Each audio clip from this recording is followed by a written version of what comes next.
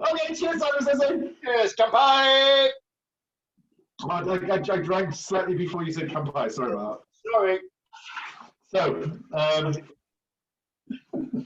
So we have questions for each other, and, Yes. and hopefully will be interesting enough for people to tune in and watch at some point. Oh, you've come prepared. Well, I wrote them down just because, yeah, you know, semi-professional and everything. I'm sure professional. I typed mine. Oh, well, look, yeah, I can't even read mine. I haven't got my glasses on either, so, you know. But go on. Right, I'm going to start then, because I'm going to do that. Simon, I'll start. Are you ready? So, you trained in Liverpool. You started with Steve Cattle, and you've also trained in Marshall Street with the Noida Sensei, and you also trained at the JK Homebrew Dojo in Ebus in Japan. Yeah. And you've read philosophy at the University of Manchester, and you've been a professional stand-up comic for the best part of 30 years. So, can you give us a deeply philosophical joke about karate? Wow. Well, I'll give you the non-philosophical one first, okay? What's a karate master's favorite drink? Karate. That's just, you know, like, you know, the warm-up sort of thing. Okay. Deeply philosophical joke about karate. I'll give you time to think of that. So that was just my kind of easing in. I mean, well, I'll give you another one off the top of my head. Is like, how many karate teachers does it take to change a light bulb? 72. One to change the light bulb, and 71 to say we don't change it that way. Okay.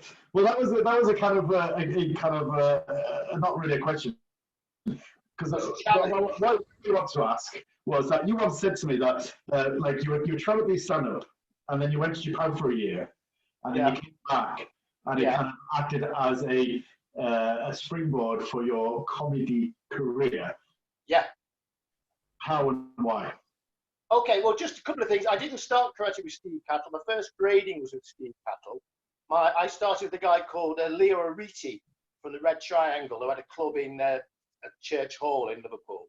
So Steve Cattle was our grading examiner. Mm-hmm. And later on, Steve Cattle, after my dad died, became a bit of a mentor for me for a short while, just to clear that up. So yeah, in Japan, I went to Japan because I've always wanted to go to Japan. It was one of those things since very early thing I wanted to do. And when I was in Japan, I'd done stand-up comedy before. So when I was training at the Noida Sensei's dojo, I was basically becoming a comedian. So I trained lunchtimes there. Lunchtimes were for the softies like me and all the instructors. We did all the training there. So we did lunchtime training, and then evenings I cycled around London doing comedy gigs. And it was kind of a perfect life. Looking back to it, I took it all for granted. You know, so I trained three times a week in the West End of London, went for a coffee afterwards with my friends. And then at night, I did comedy, and it was absolutely wonderful. But I've always had that itch. You know, if you've got an itch, you've got to scratch it. Yeah. Always had that itch. I always wanted to go to Japan. I dreamed about Japan. So, you know, I went to Japan. And when I was in Japan, a couple of things I realized. I realized that I really wanted to do stand-up comedy. And it was deeply within so my teaching English was like really, really funny. I was like a terrible English teacher, but I used to perform, you know. I mean, I was like, so that passion came out, and then I go out with all the gaijin and all the isekais and just tell jokes all the time to be funny. So I was like, so I realized when I was in Japan, I needed to go back to become a comedian, you know. But also, I also loved doing karate there. There was a moment I sort of realized that I couldn't do what like everybody who does karate has that moment where they think, oh, I'd quite like to, you know, do serious karate in Japan. And I kind of realized that I didn't want to do that as well. Yeah. So does that answer your question? So it's a bit like, so what was it just that? Was it just like the fact that you were teaching English and you thought, well, you know, sod this for a game of soldiers. I know a better way to earn a living. Or was it kind of like? No, much more than that. I mean, there was a crossroads because the job was the boss hated me doing karate. It was a big problem. He hated me doing karate, and you know, and he paid my flight over there. I lived in his flat, you know, so you know, I was a company man, so it's very difficult. And then I thought I could stay. I thought I could leave that job and get another job. My contract run out and stay in Japan. So I distinctly remember sometime around, I think, when did I come back? I can't, let's say it was August, I can't remember, August, September, whatever it was. I actually thought I could either stay and do karate properly, or I could come back and do comedy.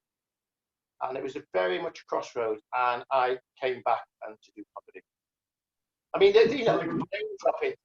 Eddie Izzard said to me just before we went to go, he said, "Don't go." Oh, really? Yeah, but then, you know, this is the same as Eddie Izzard who told me later on, years later, to remortgage my house and hire a West End theatre. So, you know, what did he know? So before you went to Japan, like you were regularly gigging then, were you? Oh yeah, I was doing really well. I mean, okay, this is okay. I was doing well, but I wasn't doing as well as I wanted to. There was something missing, and this sounds maybe pretentious, but when I came back from Japan, I got a Perrier nomination for my first show, and I got reviewed in the Guardian, and the review said something strangely beautiful has happened to Simon Bligh. And I think, because the show was called Banzai, so it was about living in Japan. So I went from like a shouty, I've always been a shouty club comic, I always will be. But I was a shouty club comic, a very good shouty club comic, who went to Japan and came back with a story to tell in the guy called Spalding Gray. I don't know if you know Spalding Gray, he did Swimming to Cambodia, really, really good. And I basically wrote a monologue, a dramatic monologue with no swearing, no dick jokes, and it was very good. So basically, going to Japan changed me in that way, which was brilliant, you know.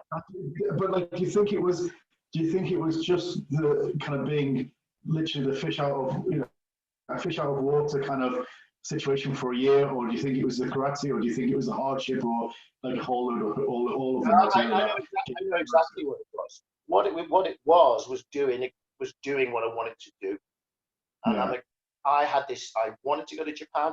Like, you know, Eddie Izzard said, "Don't go," and I said, "I'm going." I remember being it was the World Championships in Sunderland, that brilliant World Championships. I was there for that one. I was watching them. I want to go there, and then it was. I just decided that I wanted to do it for me. And I mean, I've always done what I wanted to do, really. I've never been safe. So I just burnt all my bridges. I literally did a teacher training course, International House, really hard, quite expensive to do, passed, applied for a job in The Guardian and got it. And it was like, bing, bing, bing, bing, bing. And then I got there, and then the boss hated karate, and it was all very, that's another story, yeah. But it was very much being your own man, really. Yeah. I just wanted to do it, and I did it, and then I made a decision whether I wanted to do comedy or karate, and I did comedy, and I would never regret that. But now I'm doing karate. So it's almost like it kind of gave you permission to do what you wanted to do. Like there's nothing holding back. Yeah, but also, you know, where I'm from.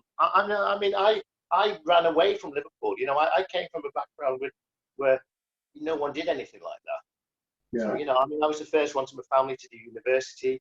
You know, I'm the first one in my family to get a black belt. So I was always Cy. They always call me Cy in Liverpool. I'm always the weird. I was the weird one. So you know, you're still doing karate. Yeah. Yeah. When I came back from Japan, I must have told you this story. I got everyone presents, like, you know, nice Japanese samurai swords, you know, nice Japanese presents. Yeah. And my cousin, who was lovely, and he said to me, "What was China like?" And I go, "Okay." So I was always a fish out of water. I was always odd, and that's why I love kung fu. That's why I love, you know, David Carradine was the oddball. Yeah. So it all kind of fits in, you know, and that's why I did philosophy at university. So it was all just doing what I wanted to do, really. Which was either stupid or great. Yeah.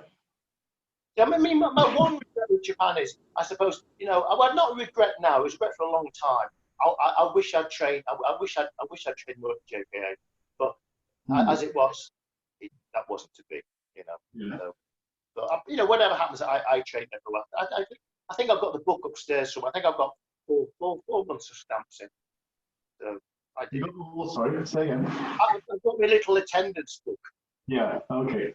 So, but I mean, I did. I wanted to go every day, and it was too hard. I couldn't go every day. So I went when I could, and then you know, I found another dojo and I trained in the other dojo. Yeah. So it was very weird. I mean, in many ways, I felt like a failure when I came back.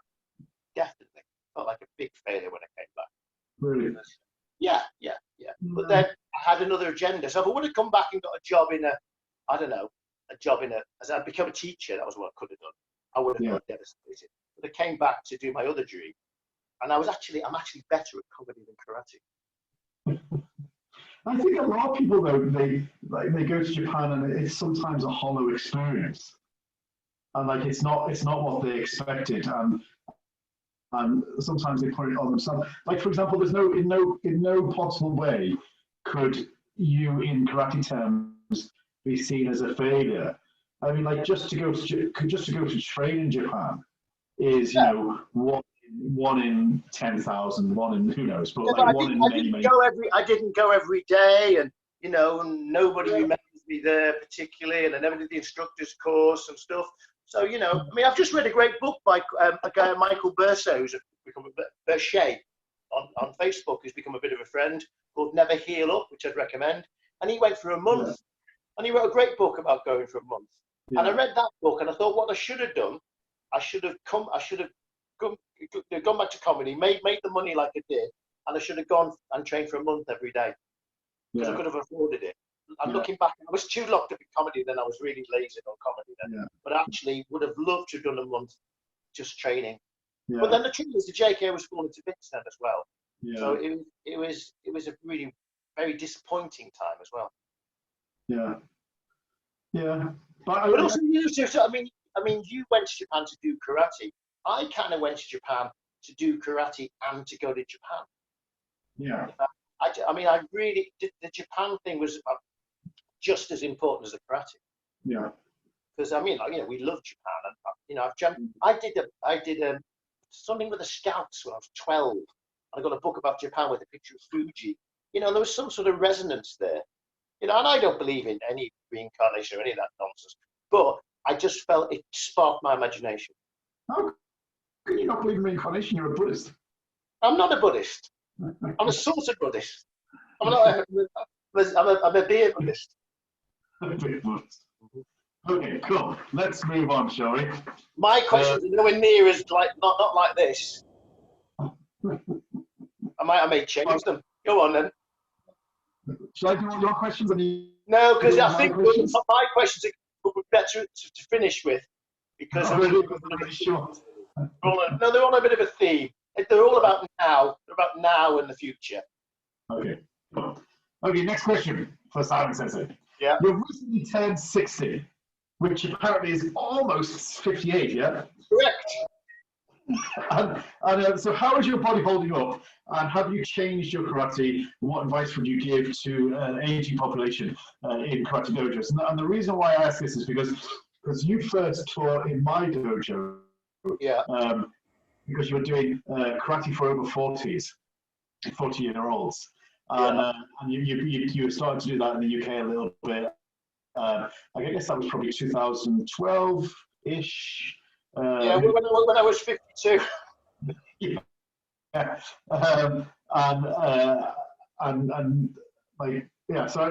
I wasn't 40 at the time, but you came over and you were talking about kind of like safe karate and also shogai karate, which is what you then subsequently went on and sort of called your dojo. So, what advice would you have? How have you changed, and how has it affected you? Okay, well, the first thing about those classes, looking back with hindsight, is that they were terrible. they were terrible for people around 40, because my advice was, well, you need to do 100 squats and do karate like this. And in hindsight, that was silly. I always remember, I've always run, I've run for years and years and years. I remember running about 10 years ago around the village, a long way. There was an old guy on a bench, and I ran past him, and he was lovely. He went, hello. He goes, I wish I could do that. And I thought, well, why aren't you doing it then? And probably because he was 60. Yeah. So I made a couple of resolutions really. As far as my body's concerned, it's fine. That's the answer to that one. My body's fine. What was the other question?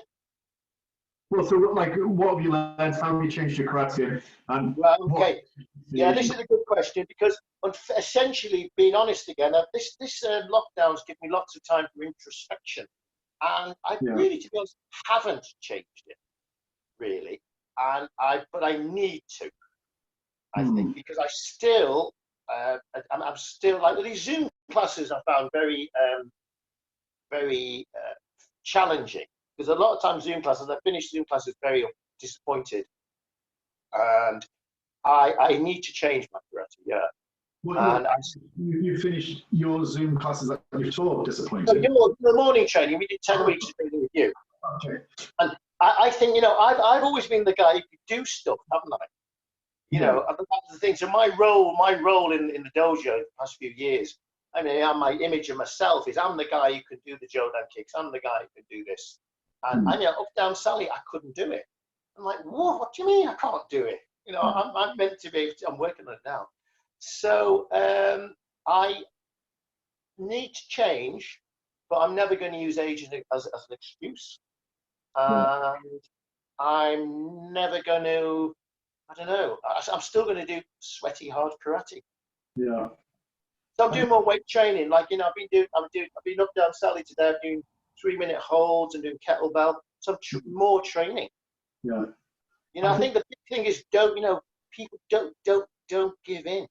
Yeah. So like, still train. Your answer to, how's your body? It's fine. I think, because obviously I've had my issue with my knee over the years, but I've never, I actually, over the last 12 weeks, I've stopped using my knee brace. I've stopped mine. I've stopped mine as well. Yeah. Yeah. So I obviously people didn't know. I used to wear a hinged, a very heavy duty hinge, just because I have no ACL in my left knee, and I've worn that for 22 years. Yeah, I'm relative have known you've worn it. When I did it, my knees were good. You had a back knee. Yeah. So, and I've stopped using it, and because my knee feels great, and a whole host of things. But even when all that time when my knee wasn't great, and I was limited in what I could do, anybody said, "Oh, how's your body?" "Oh, you're fine. It's fine." Never ever kind of, not that you weren't admitting to them, because I'm quite happy to say, "Oh, yeah, I've got no ACL," and blah blah blah. It's not that I'm not admitting to someone that I'm vulnerable. It's just I'm not admitting it to myself. I think that's kind of. Yeah. Do you remember in Okinawa at that Senahas class, and I couldn't do it, and I hated that. But I was gonna have knee surgery like 2 weeks later, but I hated that. But I mean, people define this. There's nothing more boring than telling people about your injuries. Yeah. There was an interview in SKM a while ago, and a really nice guy, quite old, an older guy, and the whole interview was a big list of injuries, and no one cares. And everyone's injured, everything hurts. Yeah. Don't need to tell anyone. So my resolution, and I'll make public now, is I've decided that in the dojo now I'm never going to mention whatever might be wrong with it. Yeah. And I'm just going to train around it, and that's it. Yeah. I think like the approach that you're taking, which is weight training to strengthen your body and to stop that natural aging of, like, naturally as you get older your muscular structure gets weaker, so you counteracting that. But also this explosive up and down kind of young guys training that causes inflammation, and I think inflammation is the biggest issue that people have as they get older. Rather than just sweating it out, actually just working on posture, working on. Well, I've slowed down. I've definitely slowed down. So even on that morning training, I was going for it when I wanted to, and other times I was trying to do it right. Yeah. And I've certainly kata slowed down. I've slowed the kata down a lot. Yeah. Which I think, I'm trying to work because maybe because I teach. I'm trying to work on my own pace now. Yeah. And because in my mind, I still think I'm 25. So you have to slow down. Suyama Sensei does a great Meikyo somewhere on YouTube. I'm doing Meikyo a lot, and he does it really nice and just controlled. Oh, that was quite interesting. Yeah. But I don't want to do it like a shaky old man either. It's balance, isn't it? Balance. But I was just going to say, there was. Do you remember one time in Okinawa at the World Championships, there was somebody, a very high grade, brilliant, in the old days instructor, entered the veterans kumite and kata, And I was really thinking, it's going to be great, this, you know, he's going to win really one hip on, or throw someone, or do a beautiful, really simple wank can or something. And he did a terrible, shaky kata. And I thought, don't do it. Yeah. Don't do it, you know. Yeah. But I think, you know, Shogai karate is the thing for me. Just keep training, you know. And I think Shogai karate means, just in case. Sorry? Tell people what Shogai karate means. Oh, Shogai means new beginnings, no ends. No karate without ends. So a black belt's not an end, it's a new beginning. So never train for life, karate for life. I mean, you know me. I mean, this is our vehicle for life, the body.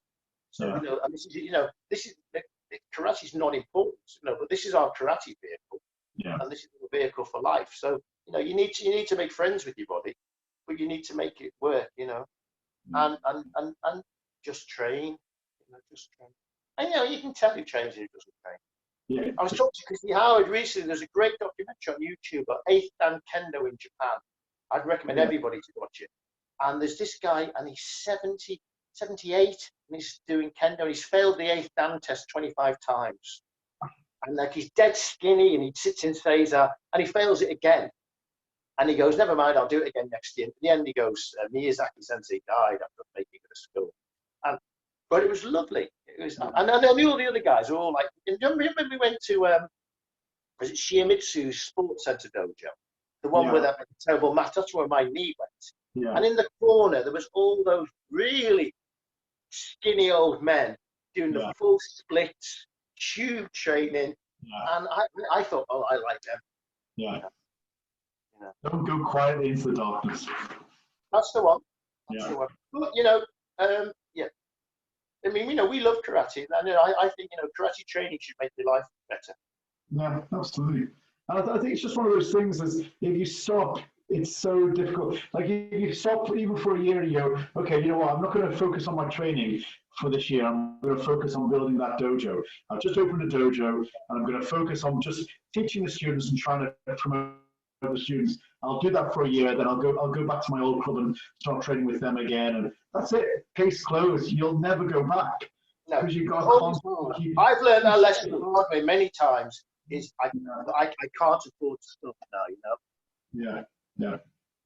You know, you can't stop, but also, you know, you can't. You can't make excuses. Yeah, yeah. And also, that's the enjoyment. Nobody cares. You know, you are what you do. You're not what you say. You are John Paul Sartre. You are what you do. Yeah. And that's but like the vast majority of people start to karate because they love that training and love that kind of energy that they get from it, and love the kind of the vitality going through your body. At what point did they forget that? And then it's just oh, I'm just going to teach. You know, I mean, I don't want to get all constantly, but you see it a lot, don't you? You see, I mean, the curse of teaching is this is what, you know, you've managed to. You're one of the few, I would say, without knowing definitely, one of the few international senseis who still train. You know, we know quite a lot of really fantastic, you know, world-class senseis who we know actually don't do that much training anymore. And I know loads of ordinary senseis, you know, who don't do any training at all other than teaching. Yeah. You know, and even I felt that myself, really, you know, because I mean, I you know, I only teach about 3 times a week. It's going to be twice a week after this, I've decided. Yeah. But, you know, you have to train, don't you? Yeah, for sure. Yeah. It's all about the training. And so many people come to my dojo and they go, a lot of mums train with me and a few dads, and they go, oh, I'm too old to do it. Yeah. Go, no, you're not. You got, you know, Karen Williams is 76, John Viney Sensei 71, and I'm 50, nearly 58. And I go, look, we can do it. But you know what? We know what Scott Sensei. The actual thing is, it's hard. Yeah. And also, you have to want to do it. The other thing I've learned is like, you have to want to do it. If someone said to me, you have to take up knitting to save your dexterity of your hands, I'd hate it. Yeah, you know what I mean? It's like, you know, so it's easy for me because I like training. I love training. Yeah. But if someone said to me, you have to take up knitting or so, I don't know, yeah, so let's say knitting, I'd bloody hate it. Yeah. You wouldn't then go on to say that you're a knitting instructor. Yeah, my knitting would be rubbish as well. Okay, next question. So I've been to your house. I'm here now. You are, and you live in an old village school that you've converted. It's basically what is a library or karate books and a bed. I know, like your house is covered in kind of all martial art books everywhere, right? And I know that you've read them all. What do you think is the most misunderstood aspect of traditional karate? Oh, good question. Oh, well, okay. First off, the karate that we do. Don't piss anyone off with this question. No. This is historical fact because I've read books. Right? No, the traditional karate that we start now was never done by the samurai. Samurai didn't do karate. Yeah. Japanese karate is a Japanese karate style. Tode is Chinese, Southern Chinese Kung Fu. So what is called Shotokan karate was basically brought by Funakoshi as Okinawan Shorin-ryu, Southern Chinese Kung Fu, in 1922. Let's say 1922. And if you look at his books, he's doing Shorin-ryu, which is wonderful style. So let's say the traditional karate that we practice was probably began in Keio University, let's say, about 1936. So it's not an ancient art. It's a hybrid of Chinese art that came about. Do you want me to get technical now? Possibly because of the Meiji Restoration. So the Meiji Restoration was when Japan decided to catch up with the modern world. Before that is the Tokugawa area. They were the samurai. They didn't do karate, they did samurai things, right? They had top knots. So Meiji Restoration comes, they cut the top knot off. Funakoshi's books talks about him cutting his top knot off, and his father disowned him.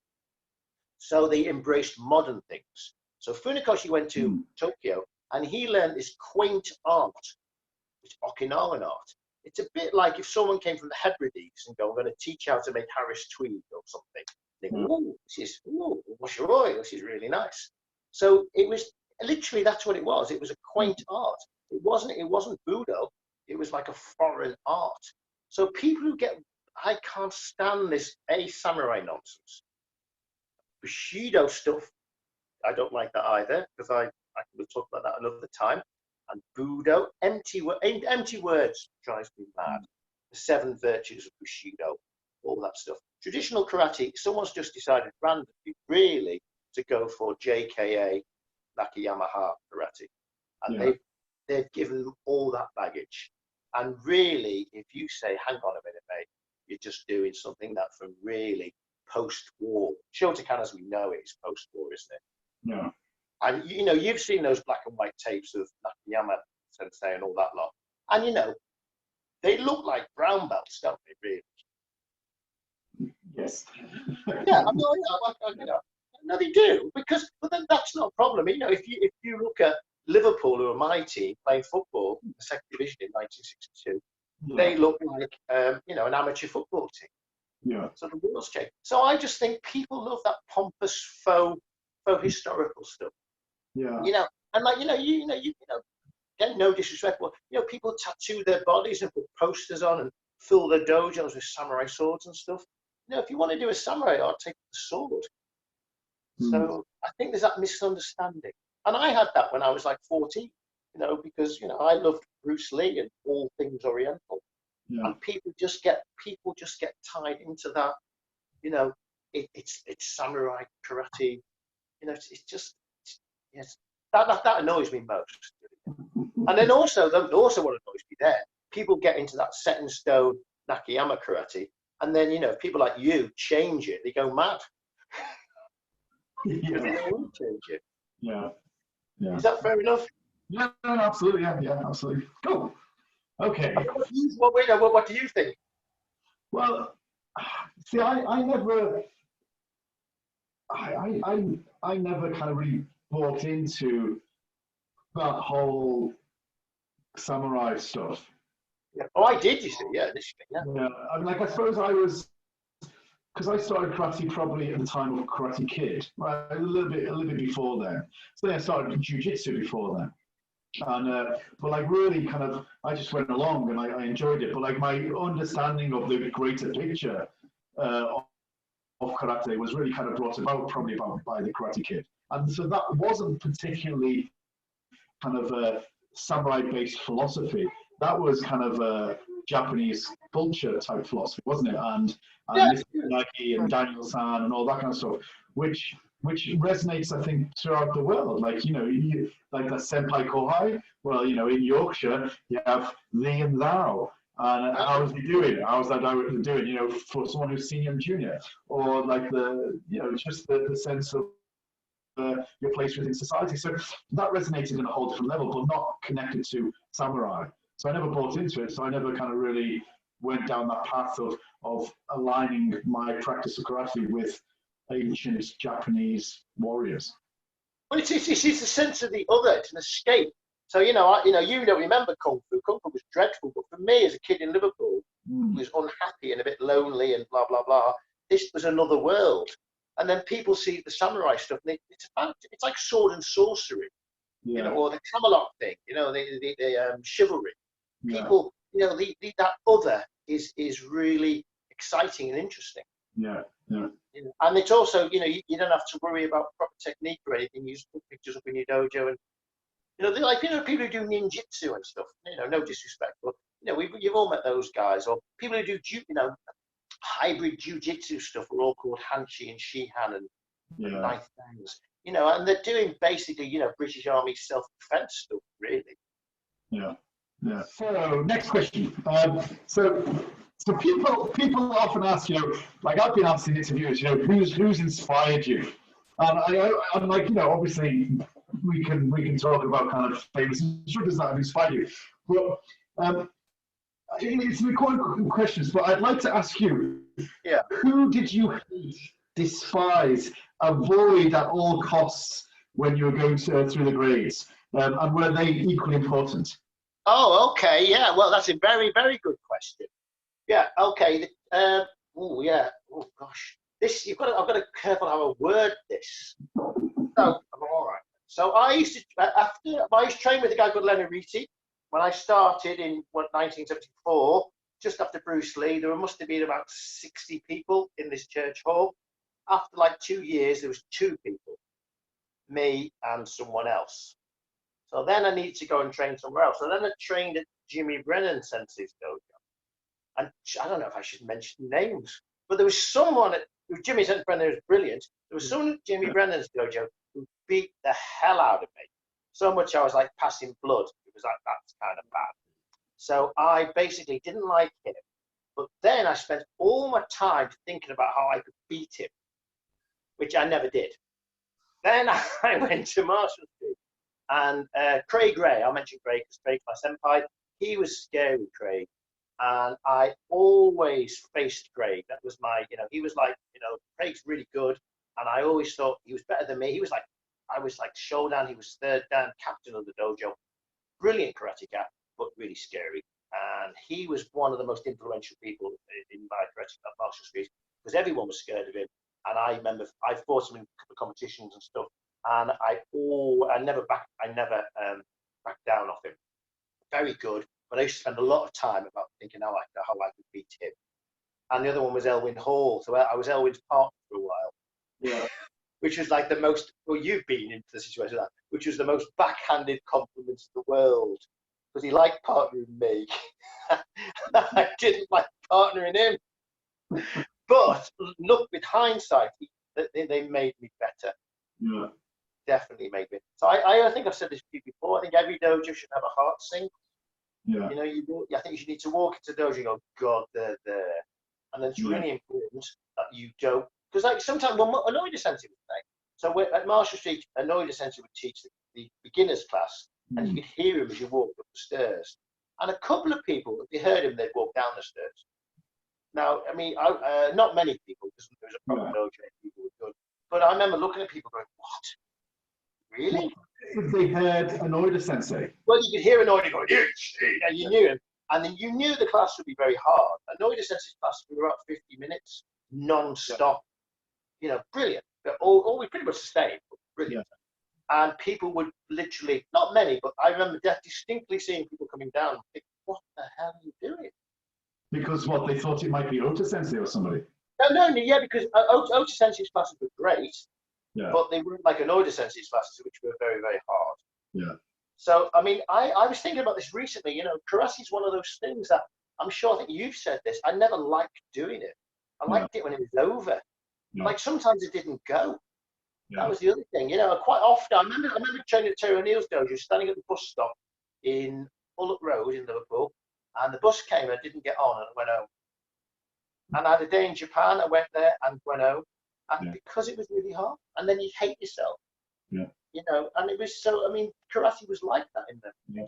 And I think, you know, those experiences, you know, the hard bits are the best bits. Same with comedy. The best stories are the stories where something terrible happens, but no one dies. For example? Well, I don't know. I was talking to Phoebe, my daughter, the day, and I said, you know, one day it was about Christmas. She was about 6, and she got a new bike, a little tiny bike, snowing and horrible. I said, let's go for a bike ride. And I put her on the bike ride, and I took her all around the fields, and it was about 8 miles. And honestly, she was crying and go, Dad, you've ruined Christmas. And I pushed her back on my bike. But you know, that's the better story than go, oh, she got a new bike. And it was all lovely. And oh, we went down the road and back again. So do you know what I mean? So I think in karate, like your book, if you would have gone, oh, I did the instructor's course, it was very hard. My spirit was polished, but that was, you know, I love Japan. So it's like a pearl, you know, the grit in the pearl. There's no pearl without grit. So karate, Steve Catley used to say you need karate oil, which is sweat. Yeah. I would add to that, you need, when I first joined the JKS, I think for a little while, I was a bit of a heart sink at Alan's dojo. Yeah. I think that was I felt that was kind of my role for a while. I was the guy who pushed everybody. You know, I remember when Alexander Dalton, who I really liked him, I think I tried to be senpai to him, pushed him quite hard because I liked him, and I told him, and I did it the modern way. Yeah. You know, I said, you know, and I mean, you know, there's that line between bullying, but I did push him quite hard, and afterwards I took him for a drink and said, look, you know, you need to improve your kumite, you're going to do third down. Yeah. So I think that's important, you know. Yeah. I mean, karate works best as in a dojo. I mean, like, you know, you've got a dojo, so the grading system works great in a dojo. Senpai Kohai thing works in a dojo. Everyone knows who's good. Everyone knows who isn't good. And like, once you go that as an organization, that's a challenge that we face. That blurs, doesn't it? Yeah. And certainly when we formed, you know, the WTKO days, we suddenly had all these characters who basically, you know, had no sort of, who didn't fit into our system, hadn't trained them. And that was very, you know, for me, that did me head in. But to be fair though, like in the JKS days, when we set up the JKS, it was very the first years. You know, we I remember all sorts when I took my Yonda, there was like a load of people from another guy's dojo from some, you know where, and they all failed. And like Gagala said, furious, absolutely. And you know, I kind of looking back on it, I felt sorry for them because they were out of their depth. Yeah. And you know, some of the things that happened to us, the conversations we had with people, we just had a completely different structure to them. Yeah. So they often, you know, I thought they would, I thought they were idiots at the time. But look, now older and wiser, they just didn't know what they were getting into. Yeah, yeah. You know. And some came through that and became good, and others didn't. You know. Yeah, I mean, but I mean, so definitely there are people that the best people who have helped me in karate were the people who put me under pressure, well, who hit me, but who I never ever backed down from, and never really beat them. This is one story. Elwin Hall always beat me, always wiped me out. But one time I got him with Mayageri, that's my thing. And he just gave me that, it was like a kung fu to him, a little nod like that. And then he swept me and punched me. But it was a bit like, you know, you must have had those moments. Yeah.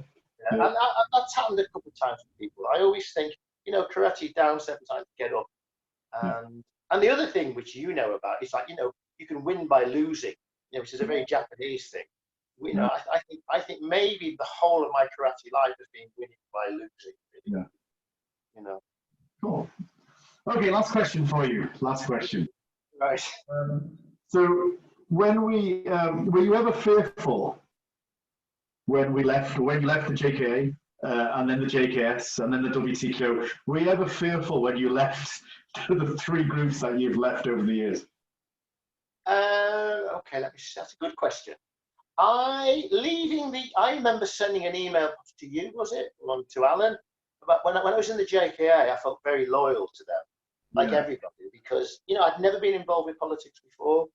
Annoyed since he died. That was my first, you know, I loved being nobody. It was fantastic. You know, nobody cared who I was. I did exactly what I wanted. You know, I trained at Marshall Street. I was in the squad a bit, but not really, because I was a comedian. But I was, you know, I was good. I was one of the guys at Marshall Street. That was lovely. Yeah. I was my own man. Never gave a toss about politics. Annoyed since he died. I stayed at Marshall Street. They went JKA. That was okay. You know, I treated them. It suited my lifestyle. I had issues about KGB karate anyway. And then I met you. I moved up here, met you, and I wanted a good dojo. Straight away we clicked, didn't we? And it's a bit like going to Japan. It was the right thing to do. Yeah. And all the other times, I mean, I remember sitting here now with you, and no, I had no doubts about that at all. Yeah. I mean, JKS to WTKO was easy. The WTKO one, as I'll be totally honest with you, really, really, really disappointing. Because I put, like you did, we took nothing, we had nothing, and that, you know, and we built up a group of 1,000 people, and it was gone like that. And a number of people were particularly horrible to you and me, but especially, you know, from my point of view, some people like were really unpleasant to me. Yeah. But I never had no doubt. No doubt. No. The only doubt was the first move to JKS, and I did that for karate reasons. That was purely pragmatic. I thought, I found a good dojo. I'm going to do that. I think if you might have been independent, then it may have made a difference. But I was still in love with Japan by then. Cool. Okay. One more thing. I mean, I remember our first trip to Japan when we checked here, which was great, and all the other places made me realise that we really don't need Japan. Yeah. You know. Yeah. Yeah. Absolutely. Cool. Well, Simon, that's all my questions. Right. Question number 1. Can you kill a man with your nose? Not my nose, but I know a man who has got a nose who can kill a man. No, I mean, I another thing I've decided, as I'm nearly 58, is to look to the future rather than the past. So I would like your opinion, which I would also add to, about when this all happened, Zoom never existed. Yeah. And you particularly have embraced this Zoom thing. And I would like you to talk about how you felt about, I don't know, so many people just buying into it, and how you've adapted and how you've coped with that. Yeah. Well, I think, you know, sometimes, you know, necessity is the mother of all invention, right? So I think, like, over the last 3 months, I guess I've had a lot of very positive feedback about what we've done on Zoom. But like, actually, it was born through necessity, because like we have, you know, about 550 regular students in my dojo, and we have probably another 200 or so who are in we teach karate in as part of their PE program in schools.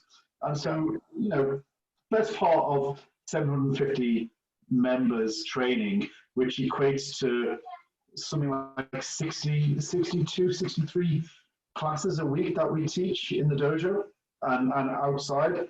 And so that means that I have 4 full-time instructors, a full-time secretary, and 2 part-time instructors. And my wage bill, you know, per month is quite high. Yes. You mean you pay these people? I do, and I pay them a good salary. You're going wrong. They should pay you to train. So, in the Japanese model. That's it, yeah. That's sustainable, isn't it? And so I just like, how are we going to facilitate the smallest amount of drop-off in terms of people paying their monthly fees? And so you know, the lockdown in Ireland happened on the Thursday, whatever date it was, Thursday the 18th or whatever it is of March. probably before, wherever it was. And on the Saturday, we had all our classes online, and then from that day until actually Monday, when we were allowed to teach outside for the first time, we've been teaching 16 classes a day. Now, so on Zoom. On Zoom, yeah. Brilliant, yeah. And so all our students have been facilitated, and actually, it wasn't so much us, but their desire to do something that really kept it going. Well, this is the next question, really. I mean, your thoughts on the spirit of what's happened in the past few weeks. I've done the morning training. Yeah. The spirit I've been really impressed, and I'm doing Zoom classes. I get people from literally all over the world training. It's amazing. Yeah.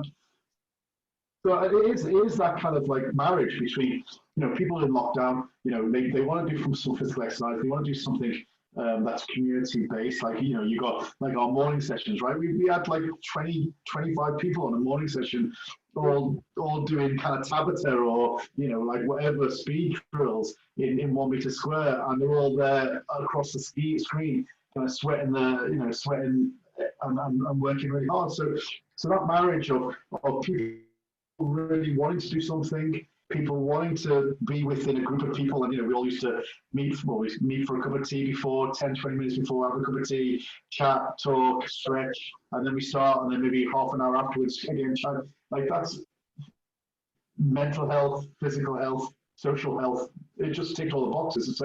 So my desire to make sure that the business kept on going meant that we put this Zoom training in place immediately. Their desire to kind of latch onto something that they was familiar, as well as have a group of community of people that were familiar to them and still have some sort of level of communication, then led to that kind of structure that existed immediately, like happened on a Thursday, lockdown on Thursday, by Saturday morning it was there.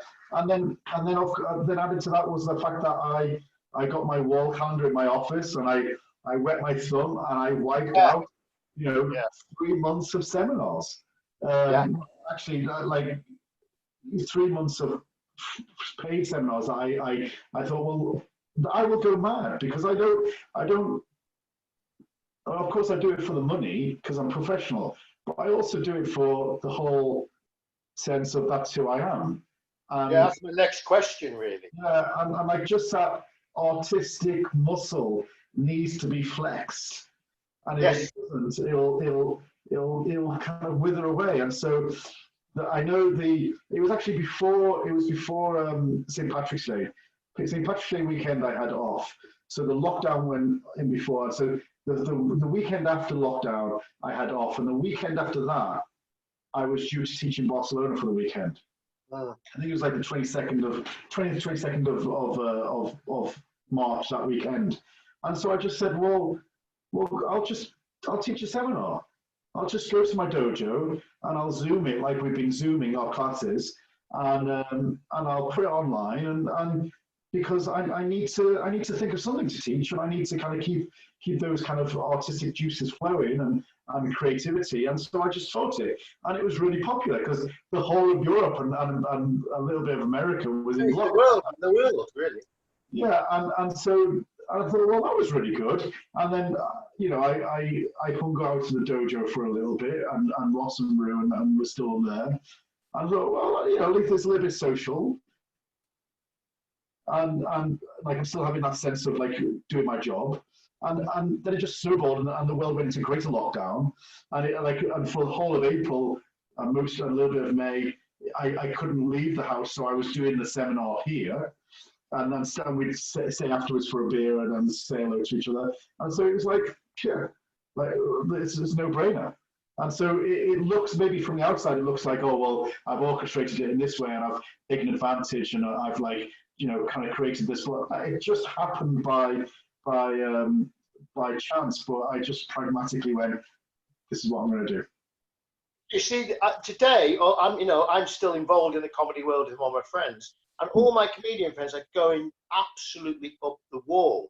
Yeah. I mean, until I sort of retired from comedy, I'd been on stage maybe always within 7 days. Maybe we'd go on holiday for 2 weeks. Yeah. 2 weeks was the longest I'd ever been without doing a gig.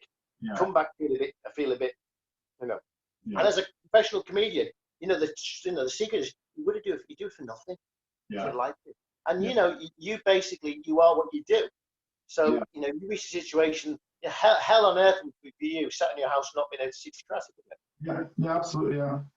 Yeah. Because again, it's again without sounding pretentious, about being an artist. That's your or tradesman, even a tradesman. You've got to do your job, but it's not particularly about the money. It's about doing what you do. If you hadn't taught karate since March the 13th, I know you'd go bonkers. Wouldn't you? Yeah. Absolutely. Yeah. Big hole in the wall where you put. And just like actually, it's some of the greatest kind of evolutions of what I feel is my karate has happened through kind of my inability to do it. So like my first and kind of biggest leap forward, I guess, was when I snapped my ACL. And I was told, well, unless you have an operation, you'll never do karate again. And it was when I was in Japan, and I couldn't afford to take a year out. So I went, okay, well, I'm going to find a different way, and I found a different way of doing karate and a different approach, and that radically changed my karate. And then towards the end of, I guess, so that was 98, and then towards the end of my time in the JKS, 2013, I picked up with my other knee, just some bizarre. There was no trauma to my knee, but my inside, my MCL, my inside ligament on my inside of my knee started to get a little niggly. It got worse and worse and worse, to the point where I could barely walk. But yeah, I was teaching, like, probably still at that time 40 weekends a year, and then had to find a way, and that kind of put me onto the channel. Like, then I started doing that kind of like shapeless karate. Like blah blah blah, because I was teaching everything from Shizentai, and so I was get on right things and blah blah blah, because I couldn't make a stance. And so that kind of leapfrogged me to another sense of like, what could karate be? And that really helped. And then, there's been a few other things in between, of course, but like this time, I'm stuck in one square meter of karate. What can I do? And for sure I wasn't going to go, okay, well, here's Heian Shodan within 1 square meter, because all you know how to do is cram shapes of karate into a position that it doesn't fit. And sure, I've seen people like do all the katas, all the advanced katas, all the katas. Do it back, you unsue backwards. On one leg. Yeah, and like that's nice and it's clever, but it's not good teaching though. It doesn't teach anyone. There's other things you can do. You can become so inventive that this constriction that we have forces us to be more inventive. This is why my philosophical point, which I've realised, are limitations extend us. Yeah. I mean, I love Gohon Kumite, because Gohon Kumite, all you can do is, Gohon Kumite. And within that whole paradigm of stuff, there's so much you can do. Absolutely. And I think this Zoom thing has really brought that out, hasn't it? Absolutely, yeah. Yeah, I absolutely, yeah. I couldn't agree with you more. I think without the shapes, without the constructs that we put upon ourselves, like, we define ourselves. What I'm trying to say, we define ourselves by the constructs that we create, the story that we tell ourselves, the narrative that we tell ourselves, and so much of what we do is kind of comparative. Like, compare yourself from one thing to the other, or even like happiness. Like, people don't want to be happy; they just want to be happier than the bloke next door. Yeah, of course. Yeah, it's all about the constructs that we exist within. Language, mind maps, all that kind of stuff is about constructs. And so this was just one more construct. How can my art come through this one construct, which is I have a square meter and I have a video and a screen in front of me with people watching me? How can I be artistic in my martial sense in this construct? And so that's Which is, I mean, in a way, I mean, I think we'll look back on this and say, and with fondness. Yeah. I mean, I did 10 weeks, 4 times a week with you guys, and that was like wonderful. Look, you know, it's just a great thing to do. Again, because it's hard. I got up, didn't really want to do it. You're still naked, and you know, I was marching up and down in my kitchen. Very, you know, how did you find training like that? Well, when I was here in this room. Yeah, I remember. Yeah. I really enjoyed it. I enjoyed it was the hardest I've trained in a long time. Right. And part of that was because I just had the energy to do it, because I wasn't traveling every weekend. And so I'm interested to see, so like from the 20th of, I think it's the 20th, 22nd of August, I'm gone again from then until Christmas. All things being well, you know. And so I'll be interested to see what happens when I'm back training and traveling. Up until then, I'm just going to be training, no problem. But when I get to the point where I'm traveling again, I'll be interested if I can sustain that level of training. But that time when I was in here, and I wasn't even going outside the house. Yeah. This is my oasis. Yeah, right. Because you were talking about the spaceship thing you sent me. Yeah. That was good. Yeah. I felt very exposed, I must admit. You know, at times I just felt, I mean, because I felt myself getting better. You were doing the slow kicks. Yeah. I remember, because I was always good at slow kicks. I remember doing the first lot, I struggled with them, really annoyed.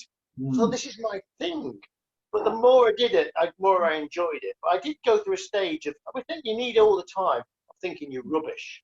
Yeah. You know, I definitely thought I need to sort myself out here and push myself harder. Yeah. But it's still very weird, you know, being in your kitchen or living room training.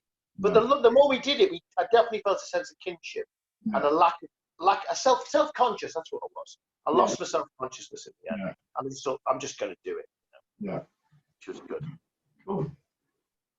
Oh, I had a supplementary question there based on that.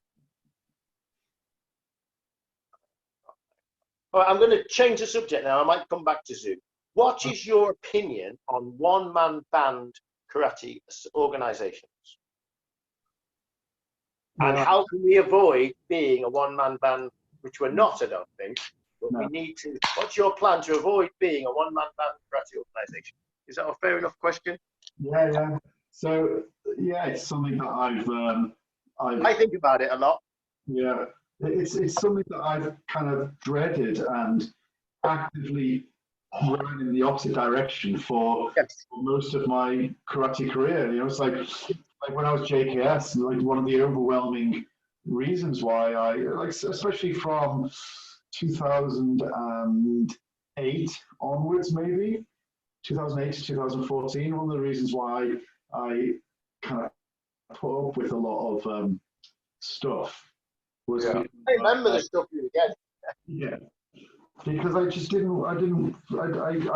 wanted to be part of the community, and I wanted to be part of a sustainable community, and without a shadow of a doubt, the JKS is a sustainable community. You know, Kagawa Sensei will retire, pass away, whatever happens, Yamaguchi Senpai will follow. Will take over. Yamaguchi Sensei will kind of move on, and then somebody else, you know, Shinji Nagaki. So like, and because they've got the instructors course, it just keeps on going and going and going. No, you're right. Yeah, and then eventually it will split. But you're right, for the foreseeable future. Yeah. And you know, I think all credit to them. I mean, they're doing loads of Zoom stuff, and you know, people who are my friends on Facebook, I'm seeing that, and I think they're doing great stuff. Yeah. And I mean, you know, which is great. Yeah. So I actively kind of really tried to make sure that didn't happen, and so that's why, I mean, a lot of people, like when we joined the WCK, a lot of people were surprised about that, but like overwhelmingly, probably the most important aspect of me joining the WCK, and therefore you and a lot of other people, was because I wanted to be part of a organization that was sustainable. And my biggest concern going into the WTKO and a conversation that I had with Richard Amos Sensei was, how can we make this sustainable? Can we have some sort of instructor course? And they had a Kenshusei program already, and I think it certainly ramped up when we joined. And so there's the graduates of the Kenshusei program.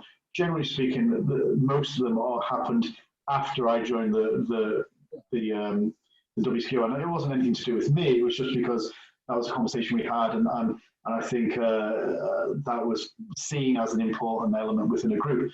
So then when I was expelled and you guys followed, then yeah, there was a big danger that, okay, well, it's just me and my loyal students, and I really kind of didn't want that. And well, so, I remember sat here with you, that week talking about it, and we both, at no stage did you say to me, or did I suggest, oh, let's go independent. Yeah, because it's, I just saw the move to WTKO was, Richard Amos Sensei is, really good. He's a senior. He's like, well, we've got our link to something. Yeah. At no stage did you say, sod it, let's just go on our own. Yeah, absolutely.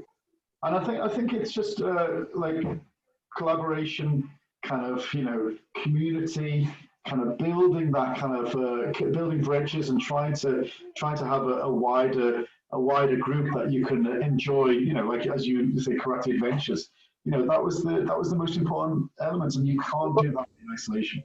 Yeah, but the thing is, what you've got is a living, breathing Hombu. We've got living, breathing Hombu dojo, and we've got, you've got professional instructors, and I feel there's a lineage coming through, isn't there?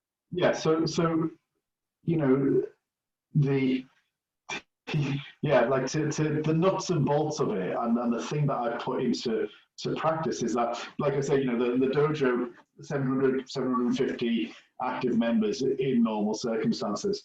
And that really, like I draw a salary from the dojo, but other than that, it kind of barely makes, it's not a big cash cow, let's put it that way.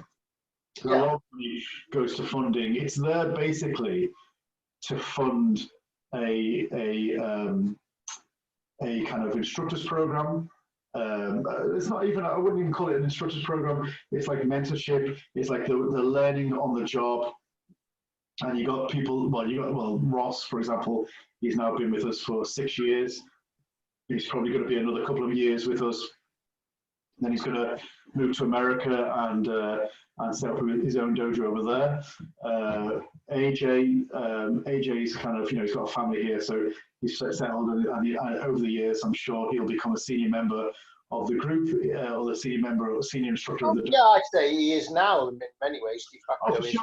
Yeah, for sure. He's been teaching full time for 3 years, well respected. As he goes through the grades and gets more experience, he'll just ease into that role naturally, I'm sure.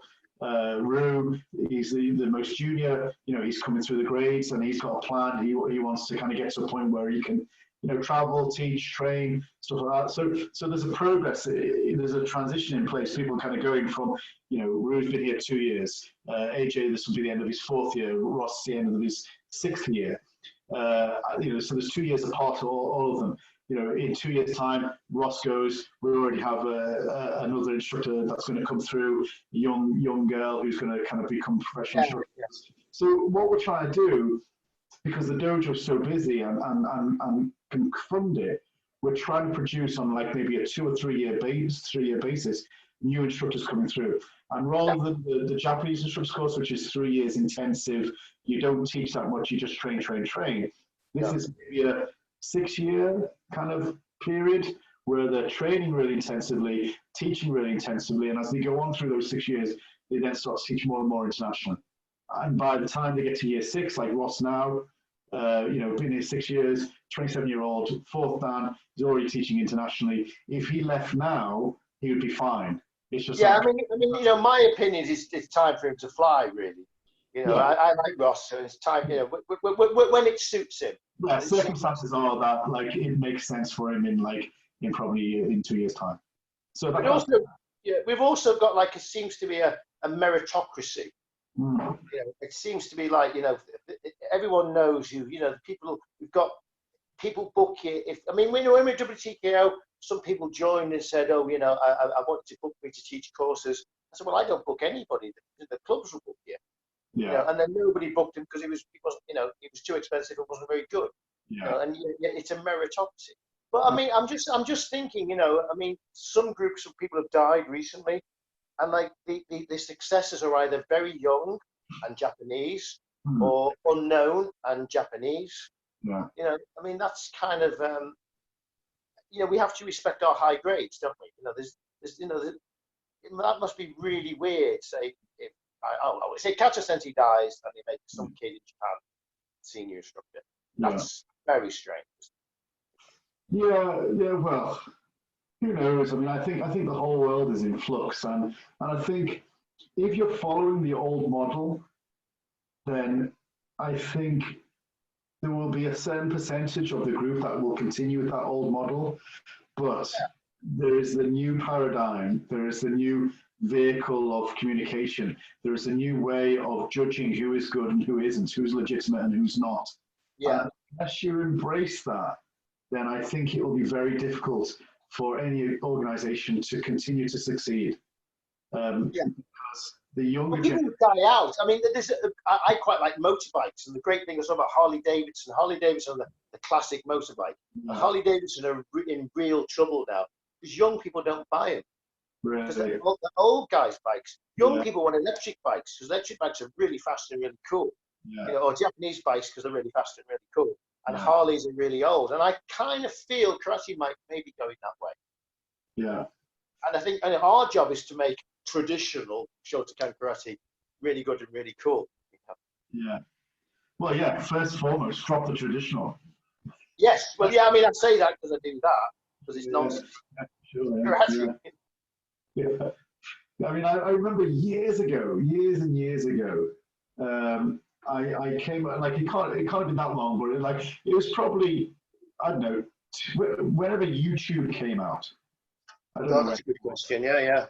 But it was years ago, and someone put up a video of the Shiryu version, maybe, of Gion. Right. And I think it was Shikaru, I can't remember, but like I remember seeing it, and instead of the Agyuke Gakuzuki, step forward Agyuke Gakuzuki, step forward Agyuke, step forward Ozuki, what it was, this version that I saw, which was obviously an older style, and it was forward in a bride, and the step forward Ozuki, sliding back Agyuke, forward Ozuki, sliding back Agyuke, forward Ozuki, back Agyuke, forward Ozuki, something like that. So rather than Agyuke Gakuzuki, it was Ozuki Yoriash Agyuke, Ozuki Yoriash Agyuke. And I thought, that's brilliant. That makes sense. And I looked at it and I thought, oh, that's a really nice feeling. And that having that feeling, and you can incorporate it into Gion, blah, blah, blah, things that go through my mind. But I read the comments and someone said, oh, if it's not Shotokan, it's not for me. Yeah. Well, I've told you lots of stories. There's a champ video, I think it's called. And I think Shitaru is possibly, the best style of Japanese karate. Because they do Nahati, they do all the katas, and it's wonderful. Yeah. So, there we go. I forgot the question now. Simon says, you're a terrible interviewer. You used to be on the other side of the camera. Oh, no, I've remembered it now. Okay, here's your question now. Going on that, this is my bugbear.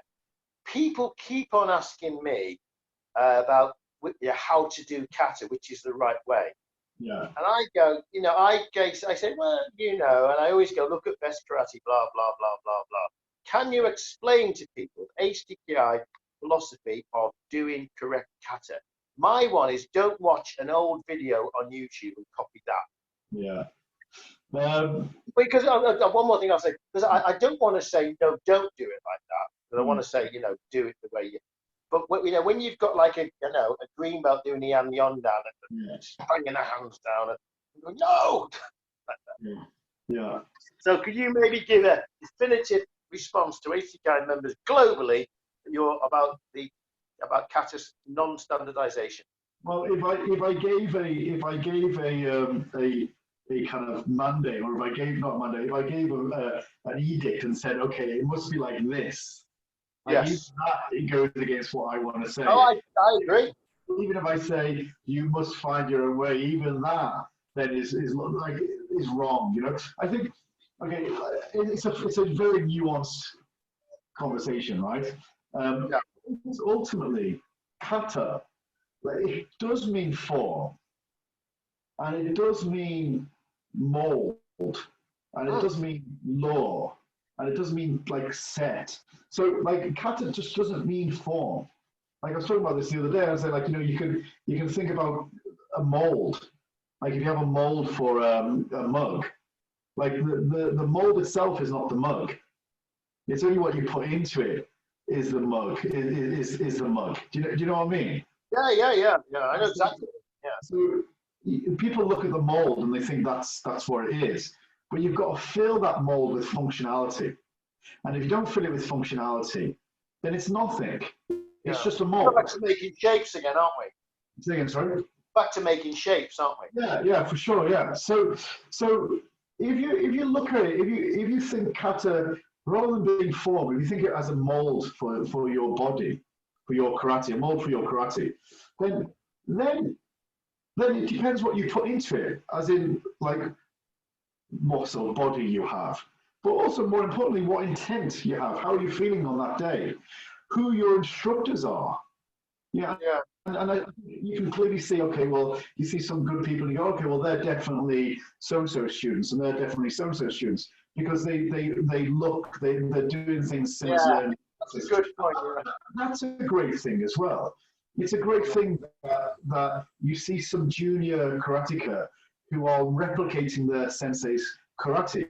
Yes. Now, if you saw a senior karateka replicating the sensei's karate, that's a bad thing. And so I think there has to be a level of evolution. And when you see form is kind of set.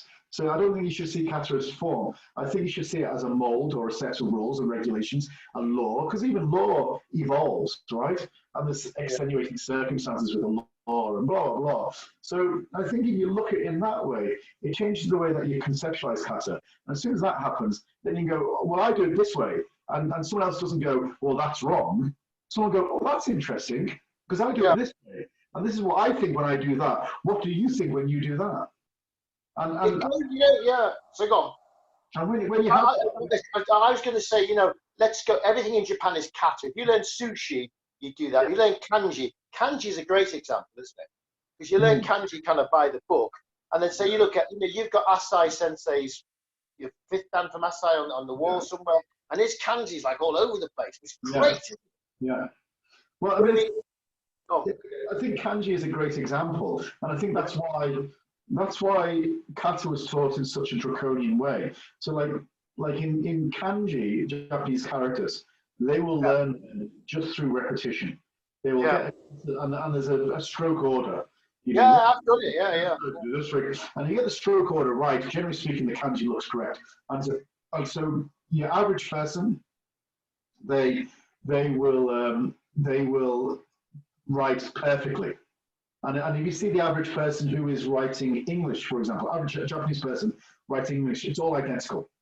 Perfect penmanship. Better than our writing. Yeah, much better.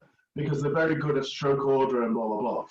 But if you get an artist of shodo, an artist of the Japanese calligraphy, like I've seen a lot, like when I was in Japan, we go like with friends and everything and go to and see shodo, and I go, oh, that's really nice. What does it say? And they'll say, oh, I have no idea. I can't possibly read that. So the more artistic it is, the further it goes away from the mold. Yes. Of the stroke order, and so like Asai Sensei's certificate, my certificate, a couple. Like I can see his karate in his writing. Yes.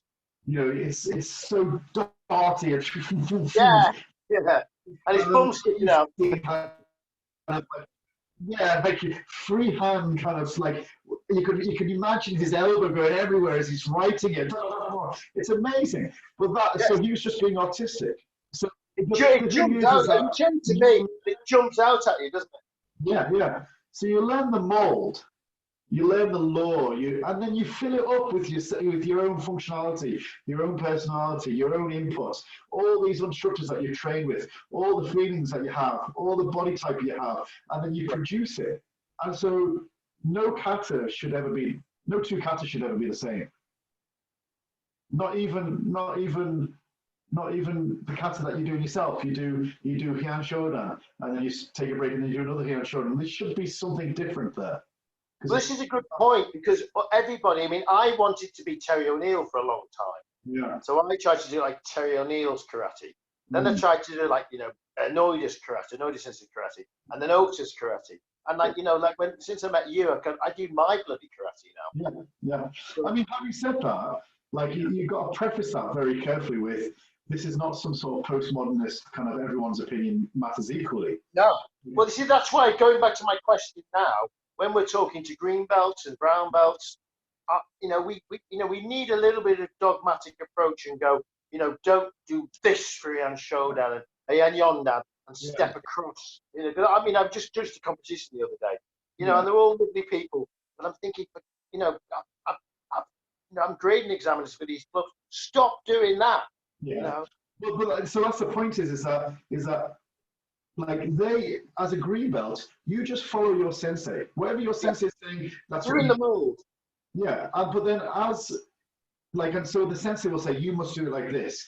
And then a senior sensei within the group, if we're talking to kind of, a club instructor, then we're not coming up to them in some sort of kind of draconian way and saying, you do this or else, whatever that or is.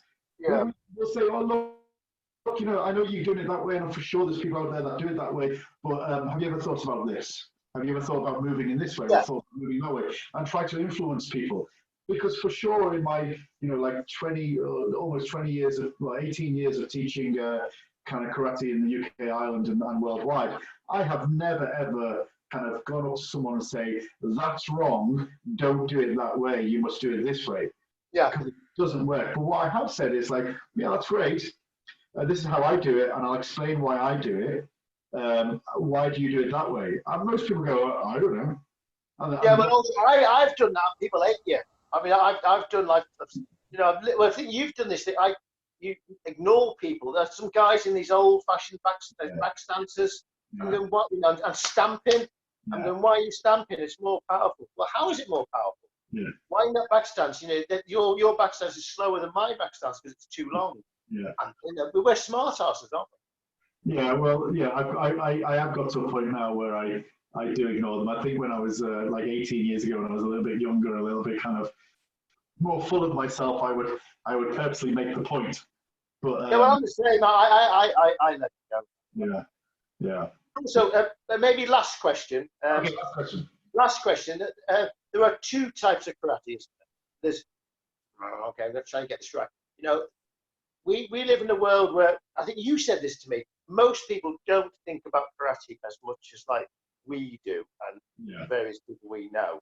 And sometimes I struggle between the serious and less serious karate. How do we deal with that, Karate's for everyone, and I'm very happy that there are an awful lot of hobbyists out there. Because if they weren't, so am I. I mean, I believe karate for everybody, but I get very frustrated by people who are too hobbyist. Yeah, but if they weren't, then we wouldn't have jobs.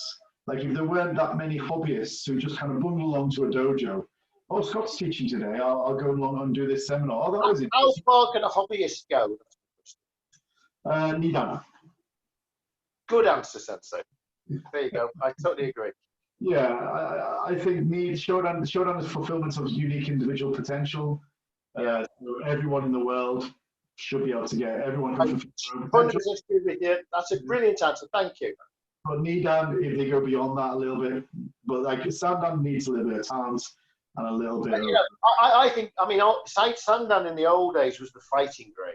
Yeah. It's like Sandan was a sort of a serious. I remember getting Sandan was a big thing for me. My KGB book was full. That was the only book went up to Sandan. Yeah. And I remember getting Sandan, and I fought two Norwegian guys, and Tanaka was refereeing. And then maybe that was my best grading ever, because I Mm. thought this was, it was great. Because it was a proper, great. Yeah. And okay, that's a good answer. Thank you. Okay. Well, should we, as we've been going an hour and a half, should we finish on that good answer? Yeah, we did all right, didn't we? Considering I didn't know what the hell we were doing. Well, we haven't quite finished yet, because I'm going to say goodbye. But before You'll say goodbye now, but yeah. no, but like I mean, officially. Say Officially. I'll put it in. I'll edit it. Right. So, Okay, sorry. Yeah. I've got no more questions. okay, so let me say that again. Uh-huh. Thank you, Scott Langley. Edit point. Thank you, Scott Sensei, for this marvelous conversation. Okay, so we'll finish there, shall we? So Simon says I've had a wonderful time chatting to you. Maybe we can do this again sometime. Yes, thank you. And if anybody has any questions they would like either of us to ask either of us, then maybe they can put it in the comments and we can do that some other time. And the last thing I want to say is, I think, please, we'll see you all in Barcelona in March 2021, yeah? Yeah, 19th to 21st, I think it is, of March 2021, Barcelona International Cup, and a big seminar with Guy Broder Sensei, Rick Jackson Sensei, and myself. Yeah, that should be super cool. I mean, from a personal point of view, from all the stuff, how long have HDKI existed now? Just over 3 years. So 3 years, starting from nothing. We've got clubs all over the place. See you in Barcelona. Great. World Cup. Okay. Oh, thank you, Sensei. Us.